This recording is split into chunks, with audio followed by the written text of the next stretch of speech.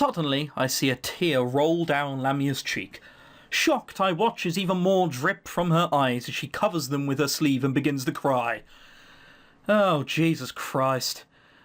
Really? Where's the sad music? You know, do, do, do, do, do, do, do. You know, nothing, no. I'm sorry, Diggle, I shouldn't be here. I botched everything and I'm useless. Don't fall for that. That's a woman phrase, if ever I've heard one. Lamia, wait, I didn't mean to. She bolts towards the elevator. Lift.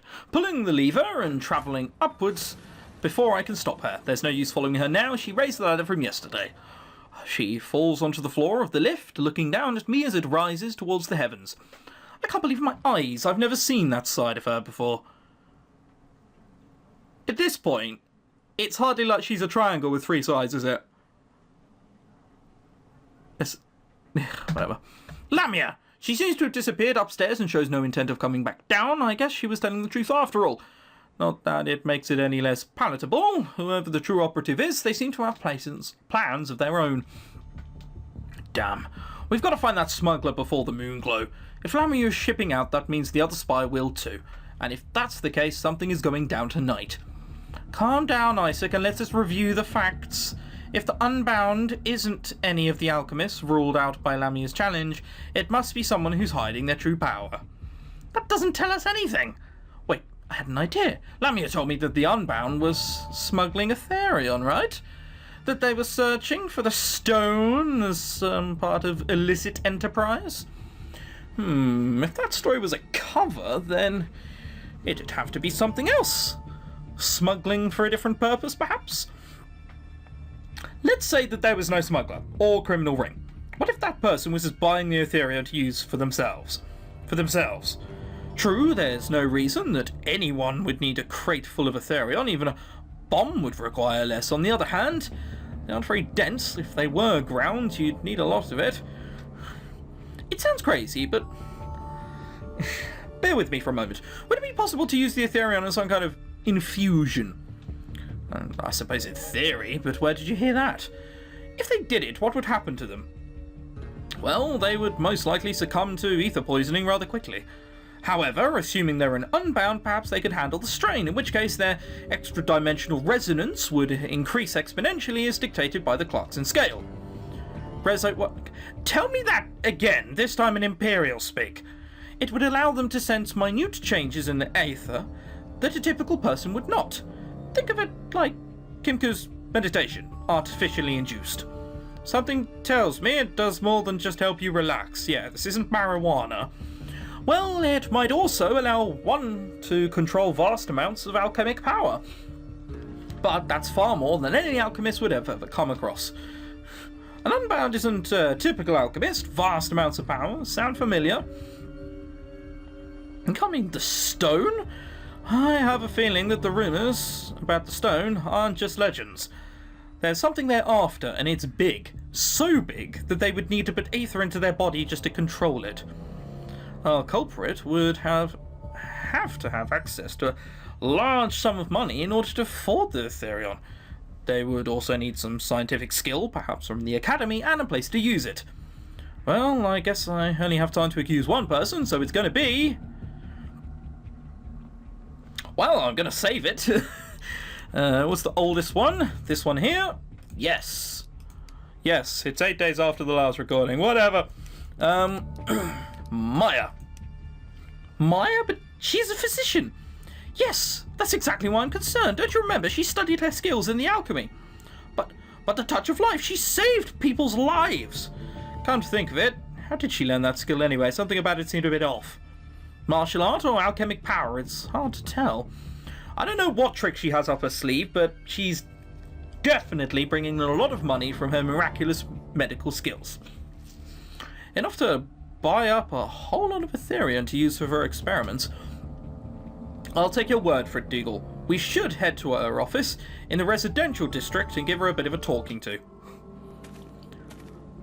If this is wrong, I feel that Isaac would have just told me I was wrong, so that's fine. I walk towards town, heading towards the residential district, searching for the street where Maya's office is located. I don't even have to find it before I glimpse Maya walking towards me outside. Oh, Dougal, I didn't expect to see you walking around here this late at night. So, how are you enjoying your alone time with Faye? Having fun? Maya, I need to clear up something with you. By all means, although I cannot fathom what you would want with me when you're about to leave town. Please make it quick. I have an important appointment to make with a priority patient.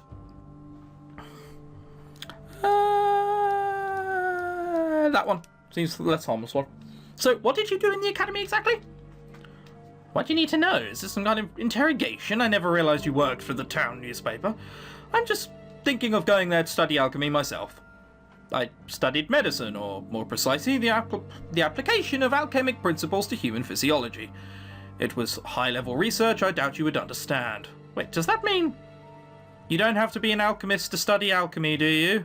It is, after all, a rather prevalent fact of life. I was merely an alchemic researcher, as were many of their peers. I suppose so. Was that where you learned the touch of life, then? I learned that elsewhere. Unfortunately, I promise not to divulge its source. It is, after all, a forgotten ancient art. What did you do after you left the academy?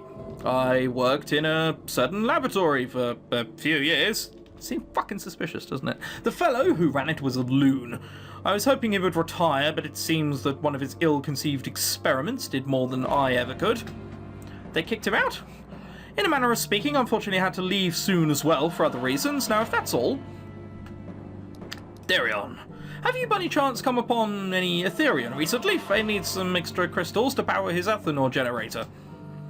Unfortunately, Ethereum is in short supply around here, not that I would need to keep it around, except to use my equipment. And the Philosopher's Stone. How did you feel when you found out about the Philosopher's Stone? It's too bad the rumours weren't true. I wouldn't care either way, considering I wouldn't even be able to use it. That's the domain of alchemists, is it not? You mean you never fantasized what you would do if you found it? Not really. I'm more of a pragmatist. Do you mean you're not interested in it at all? Oh, of course I'm interested in its potential. Any sane person would be, or insane person for that matter. That'd be all. Now we're going to follow you. This is going to mean no. It must have just been a false lead after all. I mean, what are the chances? If that's all you needed to ask, then I'll be going now. I have an appointment to make. Hold on just a minute, Maya. Isaac, what are you doing? Who said that? That's no way to speak to your old colleague. This is some sort of prank, right? I had an image of someone deep within my memory, but it seems that it has just been jogged. Yes, I remember you now. That's a rather fucking convenient point to start remembering, but thanks anyway. Isaac, that can't be... You're alive, yes. You didn't think I would kick the bucket that easily, did you? I just assumed he'd named that thing after you, not that it was you. Funny thing that we would both show up in the same place. It seems that all the roads out of the Special Research Division led to one path. No, it's not a coincidence. There is an ulterior motive here. Otherwise, the service wouldn't have sent one of their highest-ranking agents to stop me. Stop you? Maya, who are you, really? What do you think? I'm an Unbound, just like you. Oh, the fist-pumping that is going on in my right arm right now. Do you know who's good? This guy's good. Thank you. You're welcome. No, that can't be. I would advise you to get out of my way before things get messy. No, I can't let you leave until I get answers. You want answers? You have the nerve to ask me for answers. You're the one who wanted to run from the truth, Dougal. The truth that the service was using you for their own gain. They abandoned you completely once you woke up for your duty as an Unbound. My duty? I, on the other hand, wasn't too keen on being their mangry mongrel. An Unbound should have more pride than to bury their true nature. What do you mean by duty? An Unbound is just an alchemist without a familiar, a fluke. Of course they told you that. However, if you had studied advanced alchemy like I have, you should know that's completely impossible. Alchemy cannot be performed without a familiar. It requires one soul in this world and one in the next. No, an Unbound is something else entirely. What do you think the religious establishment is so afraid that they will go any lengths to kill an Unbound? Odd music, considering this is someone evil in their evil little rant bit. Would the Church of Oris truly have such a knee-jerk reaction to a freak of nature? Then what the hell are we? What the hell indeed? Maya bolts from where she is standing, quickly running down the street and startling me into action. Drat, she must be headed for the stone. She doesn't care if I follow her. It could be a trap. Well, either that or she gets it herself. I run after her, chasing her past the residential district and towards the town square. Our footsteps echo off the barren streets as she leads me towards the unknown location where I assume the stone is buried. Suddenly, she stops directly in the centre of the square. She's standing near the stone statue where I found the note yesterday. Could it have some greater significance than just a marker?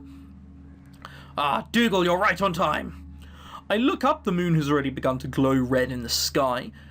Any other night, it would just be a typical occurrence, but this time I cannot help but feel uneasy. As long as I can remember, the moon glow has been expected, even normal, but thinking of the Philosopher's Stone's power puts me on edge. It is possible the stone could have something to do with the moon glow itself.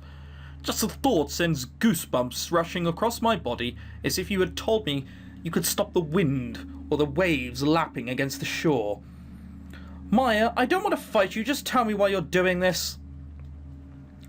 You, of all people, should know why. You've seen the way they persecute us. You wanted to turn a blind eye to it, continue living as a human, there's no turning back. What do you mean? I don't remember doing that. Of course you don't remember, you didn't want to remember. It doesn't matter. Maya, what the fuck is that in her face? That's bad. Maya pulls out a typical nondescript Etherian vial from her pocket, emptying its contents into her hand. She grasps it and begins performing alchemy on it. The light spreads across her entire body, causing her to glow just like a familiar. Even though it's nighttime, the blinding light forces me to look away as Maya doubles over with pain. Ah, what's she doing? Probably something I don't... Oh my god!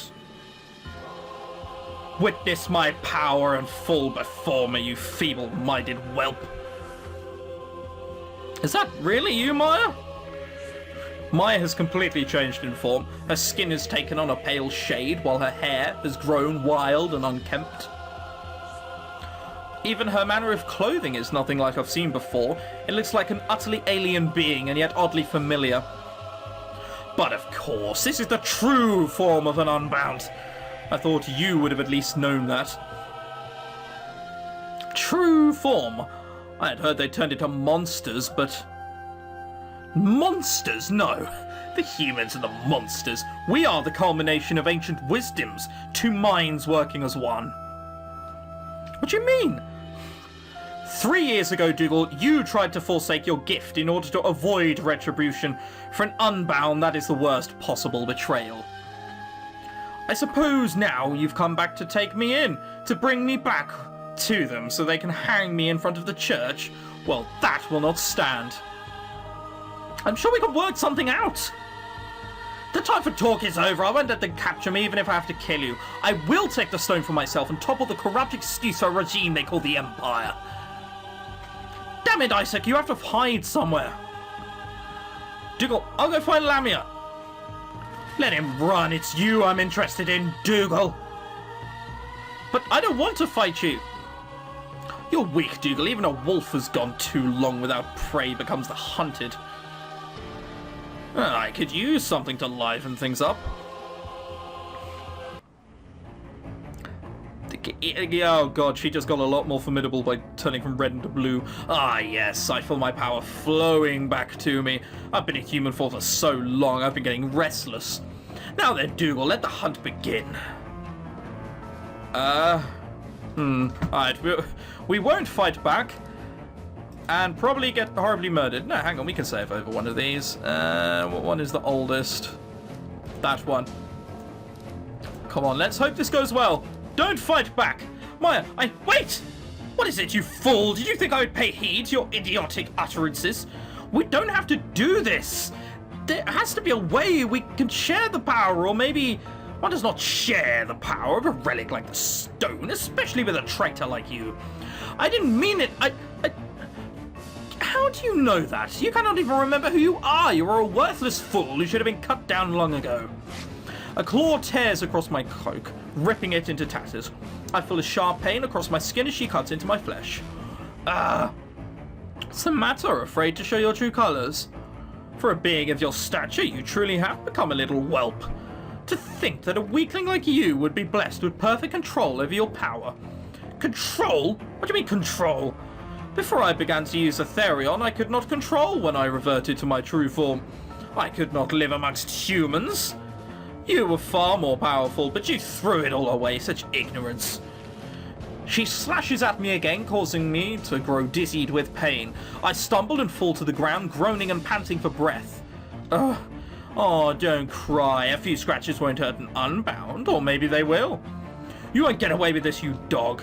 Idle threats of someone who's too weak to fight back. Why don't you pick on someone your own size? Everyone who works alongside the surface deserves the same fate. I didn't think I'd find someone more insane than I was. You dare mock me, I will make you eat those words. Maya raises her claws but seems to hesitate before dropping them again. Her face twists with anger as if she's trying to will herself to plunge them into my flesh. God, why can't I... What's wrong with you? She leans uncomfortably close, her bestial breath buffeting my face as she lets out a low growl. Maya, or whatever she has become, seems paralysed, unable to move the closer. She gets to me, as though some invisible force is holding her back from making the final blow. Die! Die, damn it! Maya. Silence! She stands up, stumbling backwards as I gaze at her incredulously. Taking advantage of the situation, I try to bandage my wounds with strips of my torn cloak. If those wounds have gone as deep as I thought they have, a little bit of torn cloak is not going to help you, sunshine.